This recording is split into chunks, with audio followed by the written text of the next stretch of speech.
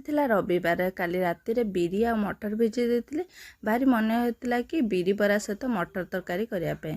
ତ ବିରି ବରା ମଟର ତରକାରୀ ହେଲା, କିନ୍ତୁ ଦୁର୍ଭାଗ୍ୟବଶତଃ ମୁଁ ଖାଇପାରିଲି ନାହିଁ। କାରଣ ଯେତେବେଳେ ବି ତେଲ ମସଲା ଟିକେ ଖାଇଦେଉଛି ଲୋଭରେ, ଦେହରେ ଯାଉନି, ଖାଲି ବାନ୍ତି ହେଉଛି, ଗ୍ୟାସ୍ ହେଇଯାଉଛି। ତ ଏଇ ଯେଉଁ ଚାଉଳ ବଢ଼ି ଦେଖୁଛନ୍ତି, ସେ ଭାତର ବଳି ଯାଇଥିଲା, ତାକୁ ଫୋପାଡ଼ିଲିନି। ତାକୁ କଲି ଜିରା ଆଉ ଲଙ୍କା ପକେଇକି ତାକୁ ଟିକେ ବାଟିଦେଲି। ତା ଦେହରେ ଲୁଣ ପକେଇଦେଲି, ଛୋଟ ଛୋଟ ବଡ଼ି ସବୁ କରିଦେଲି। କରିକି ତାକୁ ଶୁଖେଇ ଦେଲା ପରେ ସେ ଯେତେବେଳେ ଶୁଖିଯିବ, ତାକୁ ତେଲ ଛାଣି ଖାଇଲେ ବଢ଼ିଆ ଲାଗିବ।